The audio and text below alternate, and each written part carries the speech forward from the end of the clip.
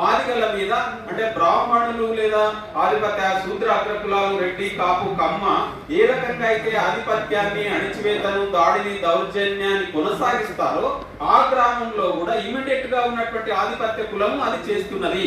ఇదే కుల వ్యవస్థ యొక్క సారాంశము, ఎసెన్స్ అని మనం అర్థం చేసుకుని ఎన్ని భారతదేశంలో ఏ గ్రామంకి వెళ్ళినా కూడా ఇమీడియట్ కులం ఈరోజు మాలామాదిగల మధ్య వచ్చినప్పటికీ కూడా లేదంటే ఏ రెండు కులాల మధ్య బ్రాహ్మణీయ మనువాద ఆధిపత్య భావజాలం అనేది హిందీ కులం పైన అది వ్యవస్థ అంటే ప్రస్ఫుటింపబడుతున్నది, ఆచరణలోకి వస్తున్నది.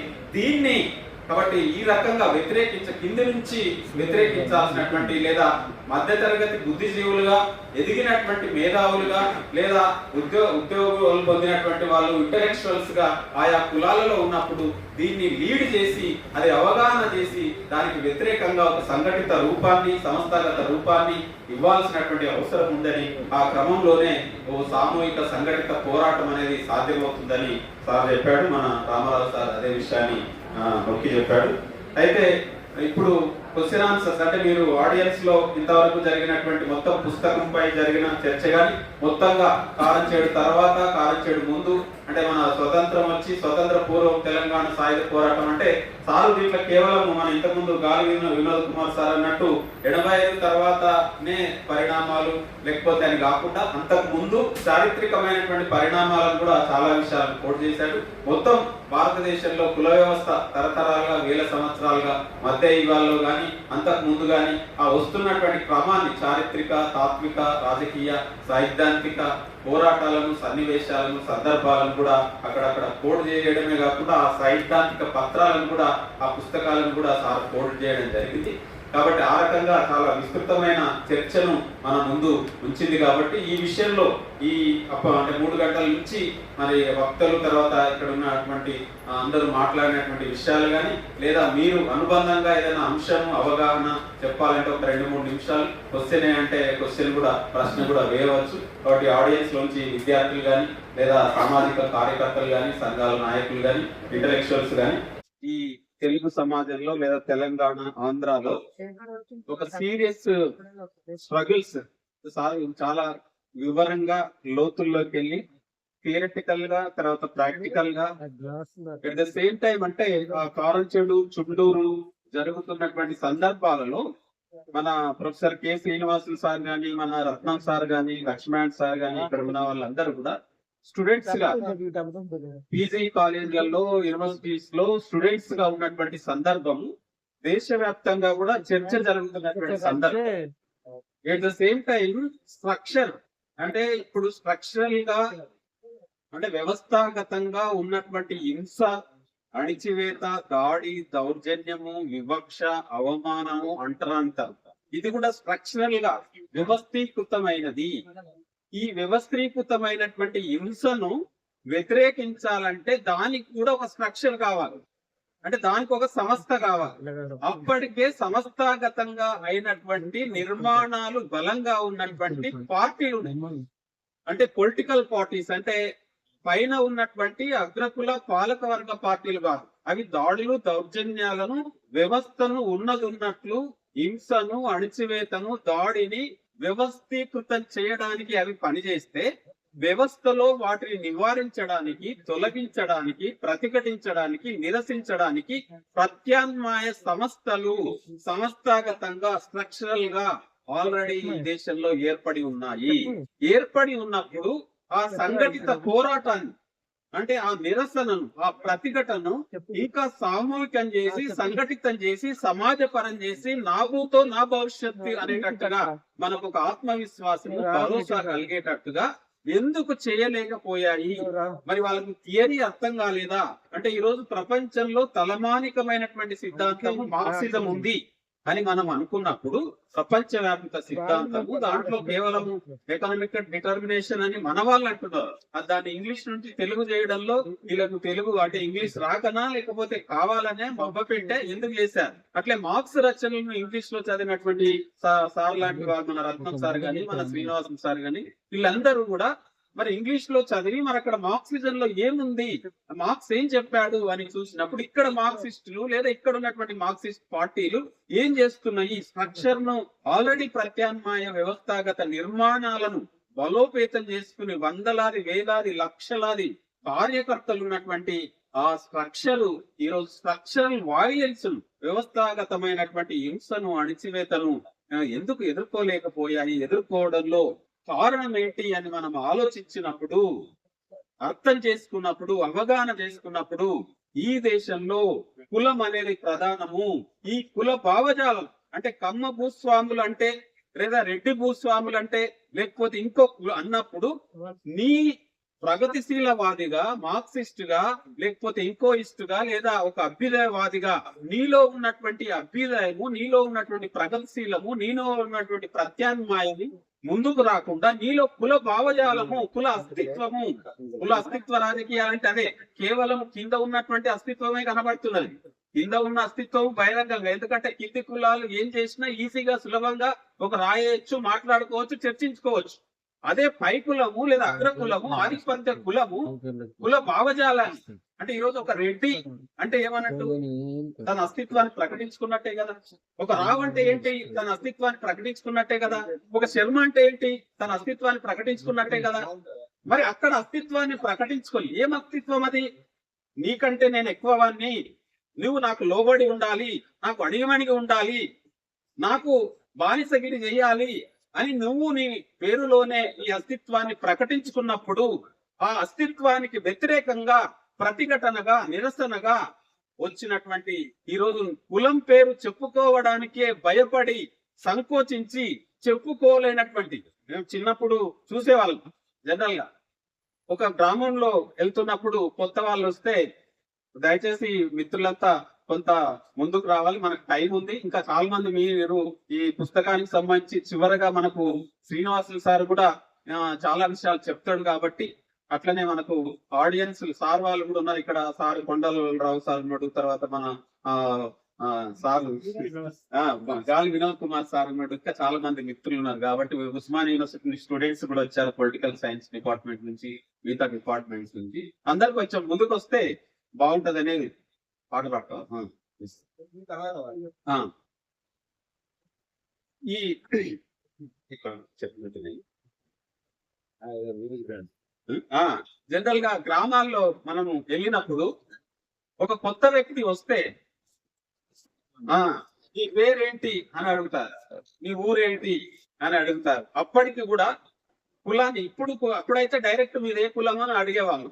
అట్లా అడగలేనటువంటి స్థితిలో ఏమనేవాళ్ళంటే ఎవరి కోసం వచ్చినావు, లేకపోతే మీ రిలేటివ్స్ ఎవరు, మీ బంధువులు ఎవరు, మీరు ఏ ఇంటికి వెళ్తారు అని అన్నప్పటికీ అవన్నీ చెప్పిన తర్వాత నేను పలానా వాళ్ళ ఇంటికి వెళ్తున్నా, లేకపోతే పలానా వాళ్ళు మా బంధువులు అని వెళ్ళినప్పుడు ఇక అయిపోతుంది. అప్పటి ఆయన ప్యాంటు, షర్టు, మంచి షూటు, బూటు, టై తక్కువ వేసుకున్నా కూడా ఒక ప్రొఫెసర్ అయినా, ఒక డాక్టర్ అయినా, ఒక ఇంజనీర్ అయినా, ఒక ఉద్యోగి అయినా సమాజంలో గౌరవనీయమైన స్థానంలో ఉన్నా కూడా తనకు సంబంధించిన అస్తిత్వాన్ని అంచనా వేసిన తర్వాత ఆయన గౌరవం ఇస్తున్నారా, అగౌరవపరుస్తున్నారా, అవమానపరుస్తున్నారా అంటే ఆ కులానికి చెందిన వ్యక్తి అని చెప్పి ఈయన సమాజంలో ఏ స్థాయిలో ఉన్నా కూడా కులపరమైన గుర్తింపు, కులపరమైన అవమానము అనేది జరుగుతున్నటువంటి ఇప్పటికీ కూడా గ్రామాల్లో కులం యొక్క పునాది ఏమాత్రం మారలేదు. మీరు రోడ్ల పరంగా అంటే మాలా మాదిరిగా దళితులుగా ఎస్సీ కాలనీ ఉంటే ఈ రోడ్డు పైన మాలలు ఉంటారు, ఆ రోడ్డు కింద మాదిగలు ఉంటారు, తర్వాత ఈ రోడ్డు పైన ముస్లింస్ ఉంటారు, ఈ రోడ్డు పైన వాళ్ళు ఉంటారని అంటే గోడలు, అడ్డు గోడలు అనేటివి రోడ్లు మనకు సరిగా. అట్లే కాకుండా పై కులం పైనే ఉంటది, కింది కులం కిందనే ఉంటది. పై కులం గాలి కిందికి పోవాలి, కింది కులం గాలి కిందికి రావడానికి అంటే కింది వాళ్ళు పాతపల్లిలో యనుమల హుసేన్ అనేటటువంటి ఒక MRPS లో పనిచేసి మాదిగ కులానికి సంబంధించిన ఒక ఆత్మగౌరవ పోరాటానికి ప్రతీకగా ఉన్నటువంటి హుసేన్ 2001లో అన్ని గ్రామాల్లో కింద ఉన్నటువంటి ఎస్సీ కాలనీలో ఉన్నటువంటి వాళ్ళనంతా తీసుకొచ్చి పైన పాతపల్లికి పైన మొత్తం ప్లాట్లు ఇప్పించి అక్కడ ఎస్సీ కాలనీ నిర్మిస్తే మా ఊరు పైన అసలు కింద ఊరికి ఉత్తరాన పైన మీరు ఉండడానికి మీరు అగ్రకులమా అని చెప్పి ఆ గుడిసెలలో శవాలను ఉంచి శ్మశానంగా, గ్రామాన్ని శ్మశానంగా మార్చినటువంటి దానికి వ్యతిరేకంగా పాతపల్లిలో పోరాటం జరిగినటువంటి సందర్భం ఉన్నది.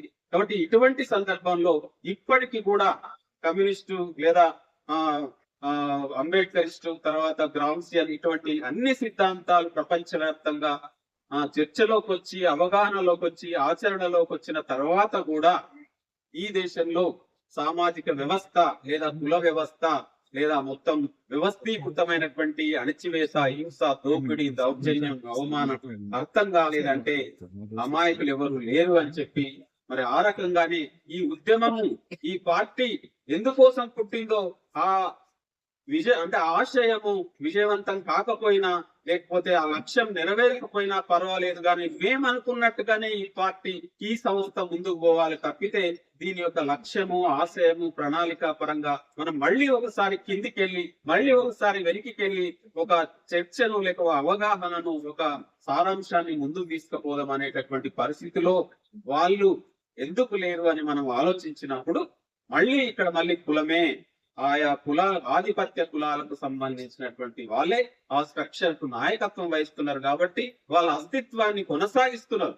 కింద ఉన్నటువంటి అస్తిత్వాన్ని కొనసాగిస్తున్నారని బండలు వేయడము లేదా వాళ్ళ మీద ఆరోపణ చేయడం చాలా తేలిక. ఎందుకంటే వాళ్ళని మాట్లాడినా ఏం కాదు కింది కులాలకు సంబంధించి. కానీ అదే పై కులానికి సంబంధించింది మాట్లాడాలన్నా, దాన్ని సమాజంలో అందరి ముందు పెట్టాలన్నా, ఒక రూపంగా తీసుకుపోవాలంటే తప్పకుండా తరతరాలుగా, వేల సంవత్సరాలుగా మనకు భయము, తర్వాత అభద్రత, భరోసా లేనితనము, ఒక అందరిలో మాట్లాడేటటువంటి ధైర్యము, ఆత్మవిశ్వాసము ఇప్పటికీ కూడా రాలేదు అనేటటువంటి, అట్లనే ఒకే సంస్థలో అన్ని కులాలకు సంబంధించినటువంటి వాళ్ళు పనిచేస్తున్నప్పటికీ కూడా వాళ్ళ మధ్యన కుల గుర్తింపులు, కుల అంతరాలు, కుల వివక్షలు కొనసాగుతున్నాయి. వాళ్ళంతా కూడా ఐక్యంగా లేనటువంటి, అంటే ఒక వివిధ కులాలకు సంబంధించినటువంటి వాళ్ళు ఒక సంస్థలో పనిచేసినా కూడా వాళ్ళ మధ్యన సమానత భావజాలం లేనటువంటి స్థితులు ఎన్నో ఉన్నాయి. ఈ 30 సంవత్సరాల కాలంలో నేను చిన్న ఉన్నప్పుడు ఈ దేశంలో ఎన్నో ఉన్నాయి, కానీ కుల నిర్మూలనకు సంబంధించి ఒక సంస్థ గాని, పార్టీ గాని ఎందుకు లేదని మేము చిన్న ఉన్నప్పుడు అనుకునేది. ఇప్పటికి కూడా కుల నిర్మూలన అనేది ఎవరికి పట్టనటువంటి అంశంగా 1936లో డాక్టర్ బిఆర్ అంబేద్కర్ చెప్పినా కూడా దాదాపు 74 తర్వాత 26 అంటే 96, 100 సంవత్సరాలు అవుతా ఉన్నది. అంటే 190 సంవత్సరాలు అవుతున్న సందర్భంగా కూడా కుల నిర్మూలన అనేటటువంటి అంశం మీద ఇప్పటికి కూడా శశమిషలు, తర్వాత చర్చలు ఇంకా అని ఉన్నదనేటటువంటి ఈ విషయాలన్నీ కూడా చాలా సీరియస్ గా మన ప్రొఫెసర్ కేవై రత్నం సార్ కూడా దేశంలో ఒక ప్రముఖమైనటువంటి పొలిటికల్ సైంటిస్ట్ కాబట్టి ఈ సార్ కూడా చాలా విషయాలు, అంటే మన తెలుగు సమాజంలో ఈ ఉద్యమాలు, ఈ పరిస్థితులు ఇవన్నీ ఉండడం ద్వారా ఎక్కడ లేనటువంటి చర్చ, ఎక్కడ లేనటువంటి అవగాహన, ఎక్కడ లేనటువంటి ఇంటలెక్చువల్స్, ఆర్గానిక్ ఇంటలెక్చువల్స్ మన దగ్గర ఉన్నారు. కాబట్టి దాన్ని మనము ఉపయోగించుకుని మళ్ళీ ఈ పుస్తకం మరొక ఉద్యమానికి మరి నాంది ప్రస్తావనగా మళ్ళీ రివైవ్ కావడానికి, లేదా రెసిస్టెన్స్ అనే దాన్ని సంఘటిత రూపంగా మార్చడానికి, ఒక సామాజిక ఒక సంస్థాగత రూపాన్ని ఒక అవగాహనాత్మకంగా, చైతన్యవంతంగా, ఎనలైటికల్ గా వ్యూ, అంటే ఫ్యూచరిస్టిక్ వ్యూ తో, ఓ బ్రాడర్ వ్యూ తో మరి సంఘటితమయ్యేటటువంటి ఒక పర్స్పెక్టివ్ ను మరి మనం ముందర పెట్టింది.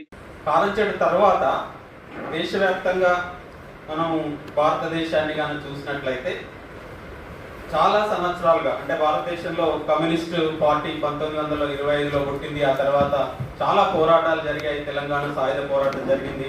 తర్వాత దేశవ్యాప్తంగా కూడా తెల్వా కానీ ఇట్లా ఆదివాసీ ఉద్యమాలు, దళిత ఉద్యమాలు ఇవన్నీ జరిగినప్పటికీ కూడా ఈ 1985 అనేది ఒక మైల్ స్టోన్ దేశ రాజకీయాల్లో. ఎందుకు అని అంటే అంతవరకు కులం అనేది ఒక పెరిఫెరల్ గా లేదా అది సూపర్ఫిషియల్ గా ఒక ఉపరితల అంశంగా అది పట్టించుకోవాల్సినటువంటి అవసరం లేదు. మొత్తం పునాది, అంటే మొత్తం భూమి సంబంధాలు, ఆర్థిక సంబంధాలు ఇవన్నీ మారినప్పుడు కులం అనేది తనంతకదే పోతుంది అనేటటువంటి అవగాహనతో ప్రధానంగా కమ్యూనిస్టు పార్టీలలో అది ఉండేది. పాలకవర్గ పార్టీలు ఎప్పటి నుంచి అయినా కూడా అవి కులాన్ని కేంద్రంగా చేసుకునే వాళ్ళు డైరెక్ట్ గా రాజకీయాలు కానీ తర్వాత పాలన కానీ కొనసాగిస్తున్నటువంటి సందర్భం ఉన్నప్పటికీ మనం కింద ప్రత్యామ్నాయంగా పనిచేసేటటువంటి వ్యక్తులు, శక్తులు, మేధావులకు మాత్రం కులం అనేది ఒక వ్యవస్థాగతము అనేటటువంటి పరిస్థితి ఈ దేశంలో కొంతమందికి ఉండొచ్చు. వ్యక్తులుగా ఎవరికైనా సార్ లాంటి వాళ్లకు అవగాహన, అంటే చాలా మంది మేధావులకు అక్కడక్కడ యూనివర్సిటీస్ లో కానీ లేదా ఇంకా కింద ఫీల్డ్ లో చూసినప్పుడు ప్రజలలో, అంటే ఎక్కడైతే గ్రామ స్థాయిలో కుల వ్యవస్థ పకడ్బందీగా అమలవుతున్నటువంటి అక్కడ ఏది ప్రధానమైనటువంటి వైరుధ్యంగా ఉన్నది, ఏది ప్రధానంగా పనిచేస్తున్నది అని మనం చూసినప్పుడు కులం అని ఉండేది. కానీ 1985 కారంచేడు జరిగిన తర్వాతనే దేశవ్యాప్తంగా కుల వ్యవస్థపై ఒక చర్చ అనేది మొదలైంది. అంటే దానికోసం, అంటే అంతకుముందు దాడులు దౌర్జన్యాలు జరిగినా కూడా అవి వ్యక్తిగత స్థాయిలో జరుగుతున్నటువంటి సందర్భం. మరి వ్యక్తిగత స్థాయి నుండి సామూహికంగా సామాజికంగా దాడులు ఎందుకు జరిగినాయని మనం ఆలోచించినప్పుడు, ఎప్పుడైతే సెల్ఫ్ రెస్పెక్ట్, మనిషి తల ఎత్తుకుని నేను మనిషినే, మీతో పాటు నాకు గౌరవం ఉన్నది, నేను మనిషిని అని ఒక ప్రకటన చేసినప్పుడు, ఆ ప్రకటన చేయడాన్ని సహించలేని ఆధిపత్య లేదా అగ్రవర్ణాలు, అగ్రకులాలు దాడులు దౌర్జన్యాలు, అది కూడా ఆ మొత్తం ఏ వ్యక్తినైతే మనకు ఇద్దరి మధ్య ఘర్షణ జరిగినప్పుడు ఆ వ్యక్తి కులం మీద మొత్తం దాడి చేయడం, ఆ కులాలకు సంబంధించిన మిగతా వాళ్ళు కూడా తప్పులు చేయకపోయినా పొరపాట్లు చేయకపోయినా వాళ్ళు ఏదైతే మనం ఆ సందర్భం పొరపాటు అని వాళ్ళు దాడి చేశారో ఆ మొత్తం కులం మీద, ఆ సమూహం మీద, ఆ కాలనీ మీద దాడులు అనేది మనకు సామూహికమైనటువంటి దాడులు. 1968 డిసెంబర్ 25న కీలవేన్మణిలో దాదాపు 44 మంది వాళ్ళు రైతు కూలీలు, అంటే దళితులు లేదా అంటరాని కులాలకు సంబంధించినటువంటి వాళ్ళు కూలీ అడిగినందుకు, సరైనటువంటి వేతనం అడిగినందుకు వాళ్ళకు వేతనం ఇవ్వకుండా అక్కడ మొత్తం వాళ్ళందరినీ ఒక గుడిసెలో 44 మంది చిన్న పిల్లలు కూడా ఉండి సజీవ దానం చేసినటువంటి, అంటే కాల్ చేసినటువంటి సందర్భం ఉన్నది. ఆ సందర్భంలో కూడా అక్కడ కమ్యూనిస్టులు అది రైతు కూలీలకు తర్వాత భూస్వాములకు జరిగినటువంటి ఘర్షణగా చిత్రించినటువంటి పరిస్థితి ఉన్నది. కానీ 1985 తర్వాతనే కుల వ్యవస్థ అనేటటువంటి కుల నిర్మూలన, సామాజిక న్యాయము, సామాజిక ప్రజాస్వామ్యము, సామాజిక విప్లవము లేదా దళిత ఉద్యమాలు అని దేశవ్యాప్తంగా చర్చ, అటు యూనివర్సిటీస్ లో కానీ ఇటు క్షేత్రస్థాయిలో కానీ వేలాది మంది, లక్షలాది మంది మన ఆంధ్రప్రదేశ్, ఉమ్మడి ఆంధ్రప్రదేశ్లో కదిలినటువంటి స్థితి, అది దేశవ్యాప్తంగా పెద్ద ఎత్తున ఒక మార్పుకు నాంది ప్రస్తావనగా మారినటువంటి స్థితి ఉన్నది.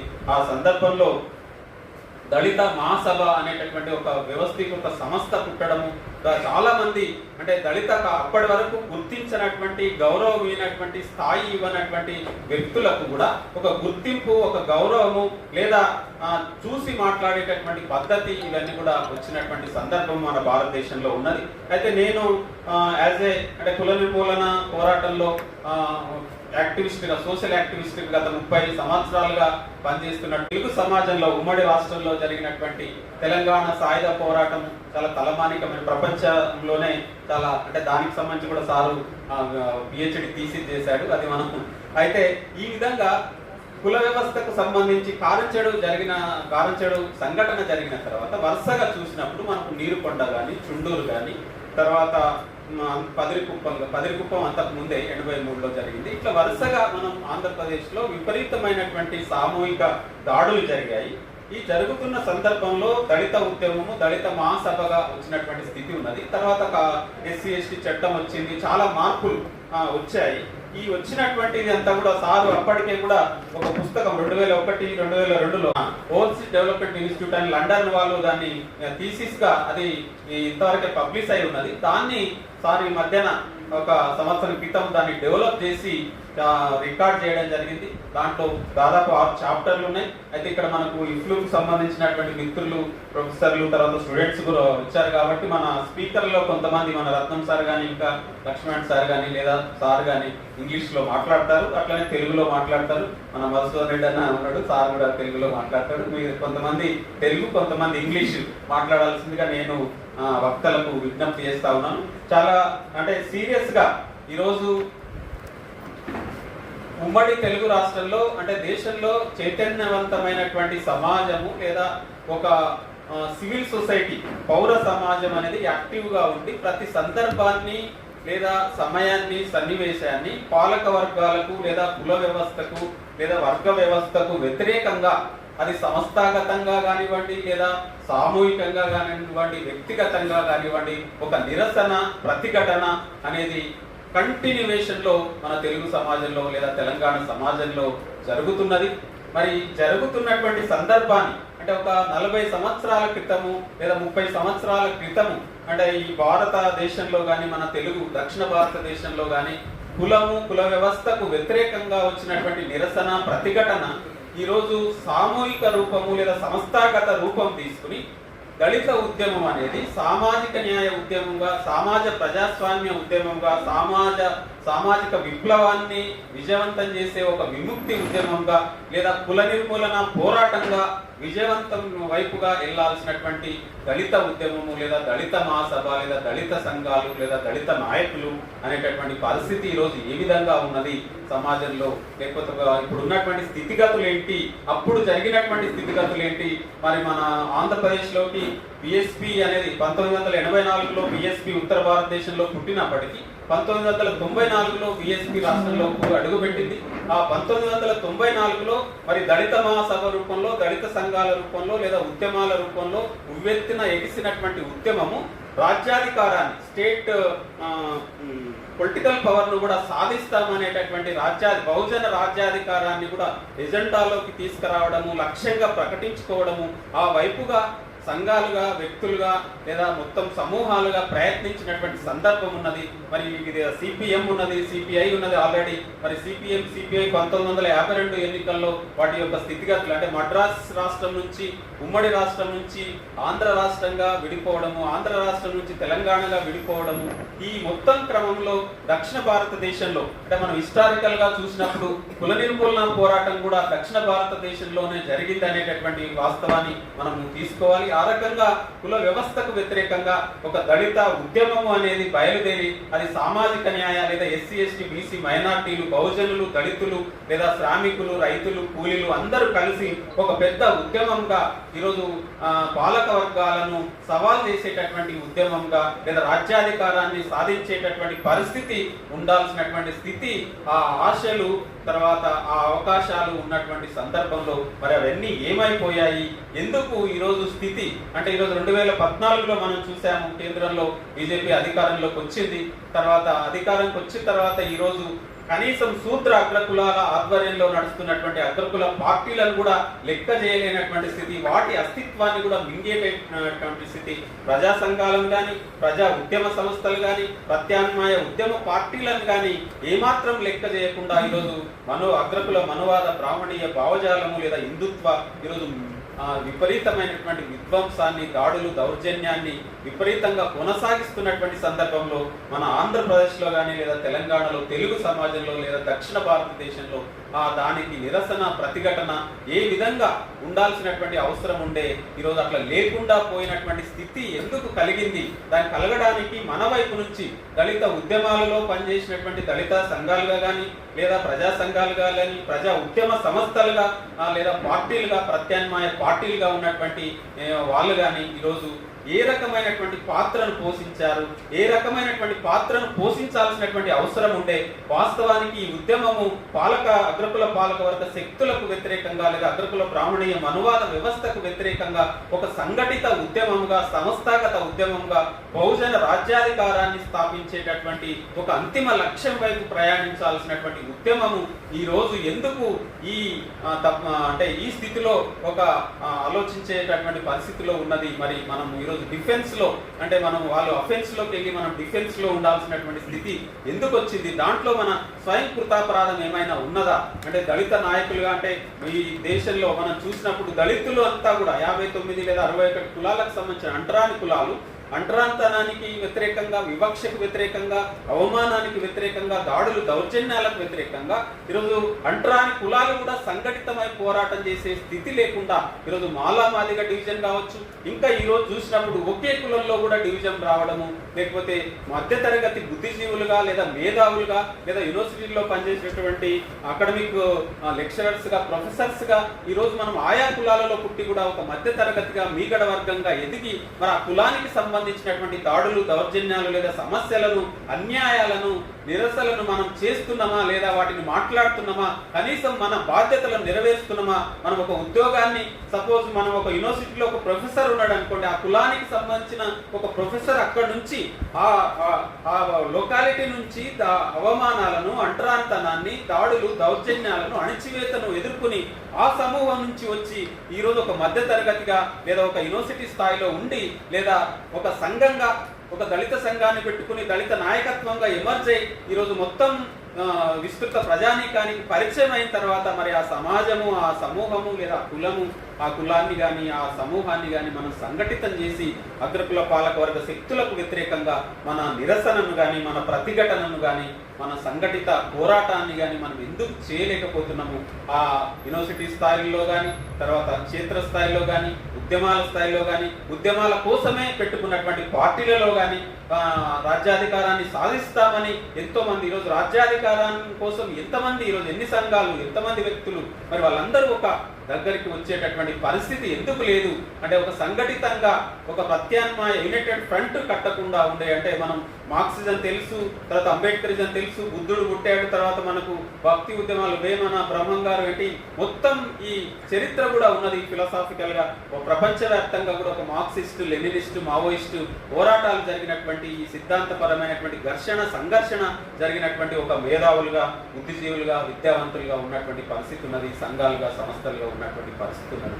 ఈ పరిస్థితిని మనం విజయవంతం కాకపోవడానికి లేదా ఒడ్డుకు చేరకపోవడానికి లేదా ప్రజలలో కనీసమైనటువంటి ఒక ఆశ, ఒక నమ్మకము, ఒక భరోసాను కలిగించేటటువంటి స్థితిలో మనం ఎందుకు లేము అనేటటువంటి విషయాన్ని సిద్ధాంతపరంగా, చారిత్రకంగా, తాత్వికంగా, అదేవిధంగా ఉద్యమపరంగా, సంస్థాగతంగా, ఇంటలెక్చువల్స్గా లేదా అకాడమిక్ స్థాయిలో, అన్ని స్థాయిలో కూడా ఈరోజు కుల నిర్మూలన వైపుగా, కుల నిర్మూలన పోరాటాన్ని, సామాజిక న్యాయ పోరాటాన్ని, సామాజిక విప్లవాన్ని విజయవంతం చేయాల్సిన కనీసం ప్రజాస్వామిక విలువలను, ప్రజాస్వామ్యాన్ని కూడా నిలుపుకోనేటువంటి ఒక వెనికికి పోయి లేదా మనం ఇక్కడే ఉన్నామా, లోయలో ఉన్నామా అనేటటువంటి స్థితికి ఎందుకు వచ్చాము? దాంట్లో మన వైఫల్యం ఏంటి? నాయకులుగా, దళిత నాయకులుగా కావచ్చు లేదా అగ్రకులాల నుంచి ఎదిగినటువంటి మేధావులుగా వాళ్ళు ఏం చేస్తున్నారు, వాళ్ళ రోల్ ఏంటి? ఈ విధంగా అందరి రోల్, సంస్థల యొక్క రోల్ ఏంటి, పార్టీల యొక్క రోల్ ఏంటి, మన రోల్ ఏంటి అని ఈ విధంగా మొత్తం చాలా సమగ్రంగా చర్చించడం జరిగింది. నేను ఒక సోషల్ యాక్టివిస్ట్గా అనుకునేవాడిని, ఇదంతా తెలుగు సమాజంలో చాలా ఘర్షణ, సంఘర్షణ, ఒక తాత్విక, సైద్ధాంతిక, చారిత్రక, రాజకీయ ఘర్షణలు, సంఘర్షణలు ఒక ఉద్యమ స్థాయిలో, వ్యక్తిగత స్థాయిలో, సంస్థాగత స్థాయిలో జరుగుతున్నాయి. కానీ ఇవన్నీ కూడా మరి ఇతర రాష్ట్రాలకు లేదా ఇతర దేశాలకు ఇంగ్లీష్లో లేదా అదర్ లాంగ్వేజ్లో ఉంటే బాగుండేది, అట్లా ఆ కృషి ఎందుకు చేయట్లేదని నేను అనుకునేవాడిని, మదన పడేవాడిని. కానీ నాకు తెలియదు అంతకుముందు.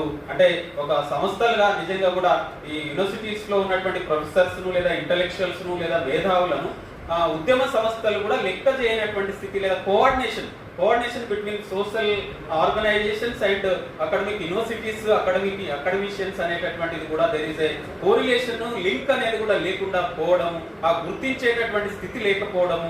ఈరోజు స్టూడెంట్స్ అంటే యూనివర్సిటీ స్థాయిలో విద్యార్థులు కూడా ఒక మేధావులే. మరి ఆ విద్యార్థులు ఈరోజు పొలిటికల్ ఆర్గనైజేషన్స్ అంటే ఒకప్పుడు 1980, 1990 ఆ తర్వాత ఉన్నటువంటి విద్యార్థి రాజకీయాలు ఏ విధంగా ఉన్నాయి ఈరోజు అని చూసినప్పుడు, ఈ రోజు విద్యార్థులు లేదా విద్యార్థి రాజకీయాలు యూనివర్సిటీలు ఏ విధంగా ఉన్నాయి అని మనం ఆలోచించినప్పుడు చాలా మదన పడాల్సినటువంటి లేదా బాధపడాల్సినటువంటి ఒక స్థితి ఉన్నది. కాబట్టి ఈ స్థితిని తప్పకుండా మళ్ళీ ఒక ఉన్నతంగా మళ్ళీ ఉవ్వెత్తున మనం ఉద్యమాలను లేదా సంస్థాగత రూపాలను లేకపోతే ఒక చర్చను, ఒక సంఘర్షణను మనం విజయవంతం చేయాలంటే ఇటువంటి మీటింగ్లు, మరి ఇటువంటి సారు రాసినటువంటి పుస్తకం, చాలా పుస్తకాలు కూడా సారు వస్తున్నాయి. ఆ క్రమంలో మనకు ఈ పుస్తకం అనేది చాలా మౌలికమైనటువంటి, అంటే ఈ భారతదేశము అనేది, నేను ఈ తెలంగాణలో కుల దురంకార హత్యలు జరుగుతున్న సందర్భంలో వాటిని అంటే ఈ తెలుగు సమాజంలో ఈ ప్రగతిశీల లేదా ఉద్యమాలు ఇటువంటి పెద్ద ఎత్తున జరిగినటువంటి ఇటువంటి సమాజంలో అటు కింద అంటే ఒక ప్రేమించి పెళ్లి చేసుకున్న కులాంతర వివాహం చేసుకున్నటువంటి యువతీ యువకుల మీద ఈ విధంగా దాడులు జరుగుతున్న సందర్భంలో మధ్యతరగతి బుద్ధిజీవుల నుంచి కానీ సంఘాల నుంచి కానీ లేకపోతే ఒక నిరసన ప్రతిఘటన ఇంత తక్కువ స్థాయిలో ఈ తెలంగాణలో ఎందుకున్నది అని మనం ఆలోచించాల్సినటువంటి ఒక దుస్థితిలో మనకు కనబడతా ఉన్నటువంటి పరిస్థితి. అంటే కమ్యూనిస్టు ఉద్యమాలు, కమ్యూనిస్టు పార్టీలు, కమ్యూనిస్టు సంఘాలు, దళిత సంఘాలు, ప్రజా సంఘాలు, తర్వాత మేధావులు, ప్రొఫెసర్లు, లాయర్లు, తర్వాత లెక్చరర్లు, టీచర్స్, బుద్ధిజీవులు, మధ్యతరగతి ఇంత ఉన్నటువంటి ఈ సమాజంలో అంటే కారంచెడు, చుండూరు, తర్వాత దళిత ఉద్యమం, దళిత మహాసభ ఇటువంటి తెలంగాణ రాష్ట్రంలో కుల దురంకార హత్యలు జరుగుతున్న సందర్భంలో ఆ నిరసన అంటే 2018 మార్చిలో supreme court Shaktivahini versus union of India అని ఒక మంచి తీర్పునిచ్చింది సుప్రీంకోర్టు. అంటే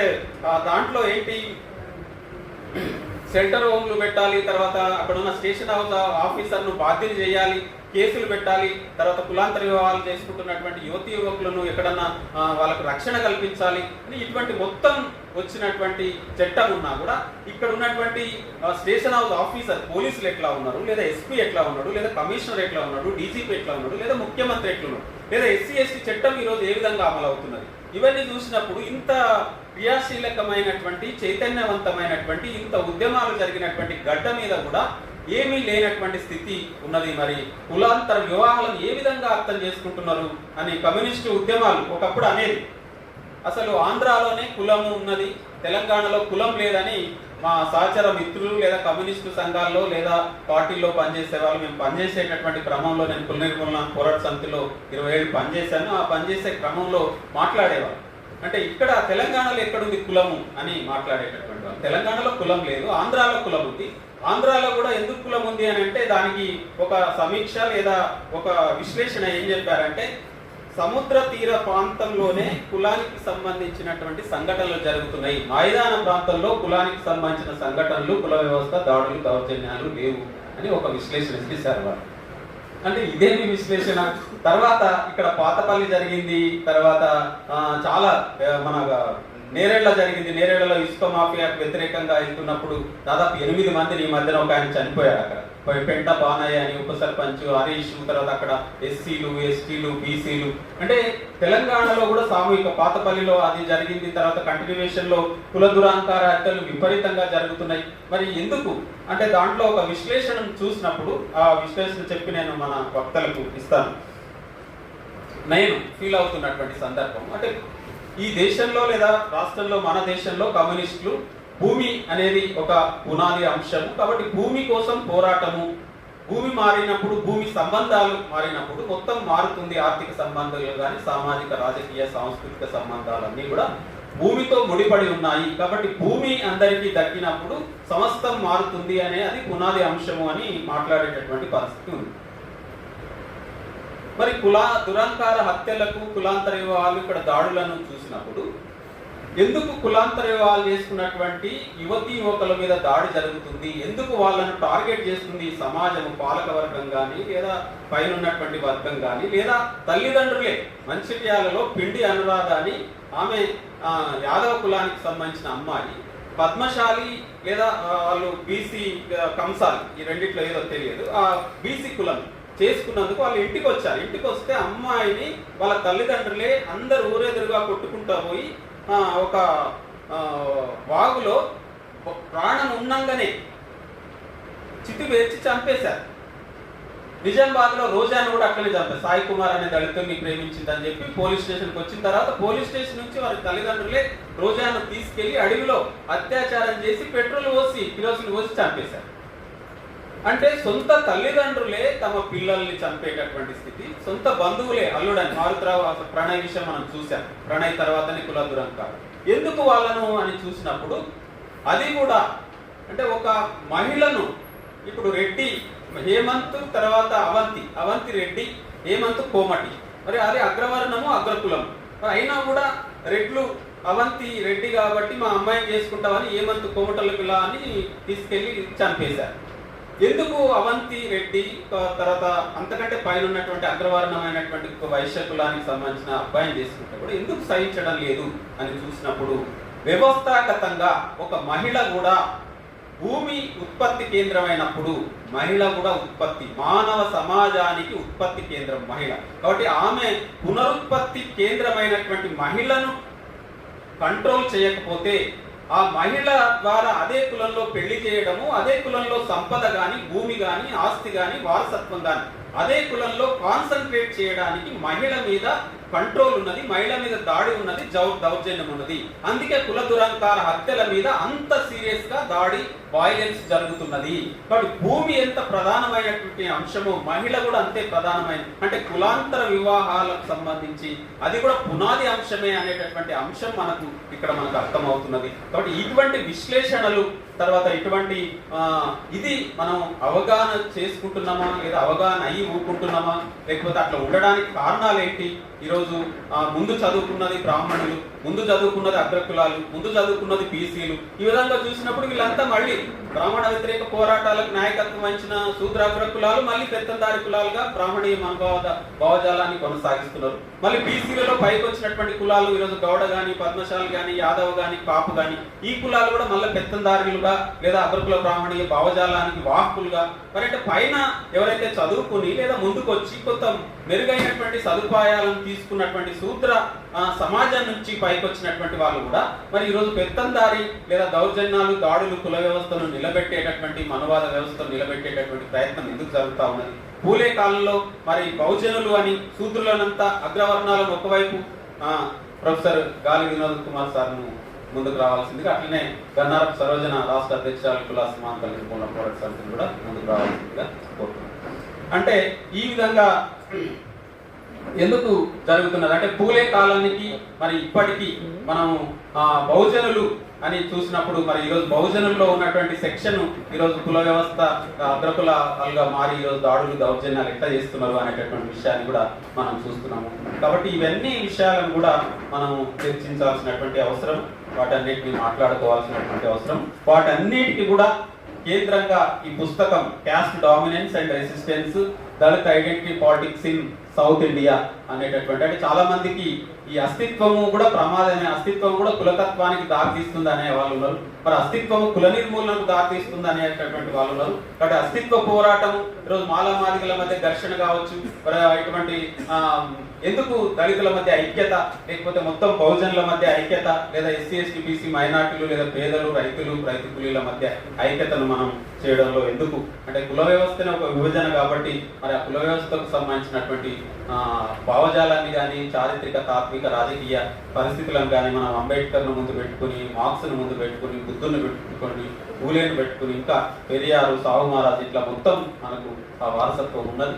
ఆ క్రమంలో మరి ఇటువంటి మన ప్రొఫెసర్ శ్రీనివాసులు సారు చాలా విషయాల పట్ల ఇప్పటికి కూడా అంటే సారు రిటైర్ అయ్యింది అనేది కానీ రిటైర్డ్ కావడం అనేది ఒక ఉస్మానియా యూనివర్సిటీలోనే అప్పుడు పాఠాలు చెప్పడం అక్కడ ఉండేది. ఇప్పుడు దేశవ్యాప్తంగా ఇంకా సెమినార్స్, తర్వాత ఏ విషయమైనా చాలా అన్ని విషయాల్లో కూడా ఈరోజు మొత్తం మన వివిధ రాష్ట్రాలలో వెళ్ళడము, తర్వాత సెమినార్ పేపర్లు ప్రజెంట్ చేయడము, చదవడము, తర్వాత ఏ దానికైనా కూడా ఏ విషయానికైతే కూడా ఈరోజు సిద్ధాంతపరమైనటువంటి, భావజాలపరమైనటువంటి, రాజకీయ, తాత్విక, చారిత్రక విషయాలను తీసుకుని ఈ విధంగా కన్స్ట్రక్టివ్ గా ఒక అంటే పుస్తక రూపంలో రికార్డ్ చేయడం అనేది చాలా ఇంపార్టెంట్ అయినటువంటి విషయము. అంటే మనము మాట్లాడితే ఈరోజు లేదా అది గాలిలో కలిసిపోయినట్టు, అది ఎవరికి ఆ కాలంలో ఆ స్థితిలో మళ్ళీ మనం మాట్లాడినటువంటి విషయాలను మళ్ళీ మనం గుర్తు చేయాల్సినటువంటి స్థితి మన ఆ మనుషులు కానీ, ఆ పరిస్థితులు కానీ, ఆ సందర్భాలు కానీ ఉండవు.